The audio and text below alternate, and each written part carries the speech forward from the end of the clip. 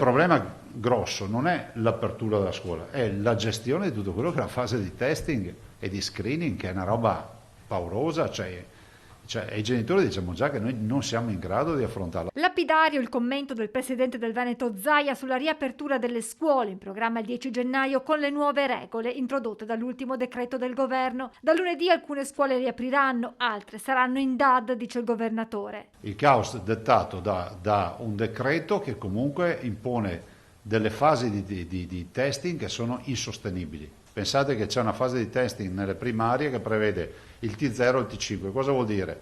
Il giorno dell'avvenuto contatto il primo tampone, poi a 5 giorni un altro tampone. Al coro di voci che chiede di rinviare l'apertura delle scuole si aggiunge ora anche il presidente della Federazione Nazionale degli Ordini dei Medici Chirurghi e degli Odontoiatri, che propone di posticipare la ripresa in presenza delle lezioni recuperando poi a giugno. Nei giorni scorsi era stato un gruppo di presidi italiani, attraverso una lettera indirizzata al governo, a chiedere che dopo le vacanze di Natale si riprendesse con la didattica a distanza fino alla fine di gennaio. E a quelle famiglie che in tal senso vorrebbero un intervento del presidente della regione, Zaia risponde così. Se oggi prendessi la decisione di aprire le scuole, di chiudere le scuole, dovrei avere un supporto scientifico che va ad avvalorare che tutto quello che è stato deciso a livello nazionale per il Veneto non vale. Al momento non c'è. C'è una marea di genitori che ci chiamano per dire di non chiudere le scuole.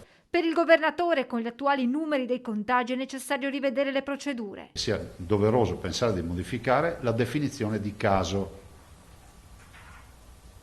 e cominciare ad avere un altro e diverso atteggiamento rispetto a coloro che sono asintomatici positivi. Intanto ci sono due novità sul fronte vaccinazioni. La prima si rivolge ai 150.000 over 50 non immunizzati coinvolti nel nuovo decreto che prevede per questa fascia d'età l'obbligo vaccinale e per chi lavora l'obbligo di Super Green Pass. Avranno la possibilità o di prenotarsi, e ci sono slot liberi nelle agende vaccinali in tutte le aziende, oppure di approfittare dell'accesso libero già da oggi. La seconda novità riguarda invece la campagna vaccinale per i bambini tra i 5 e gli 11 anni. Domenica c'è un open day dedicato a questa fascia di età con accesso diretto in tutto il Veneto.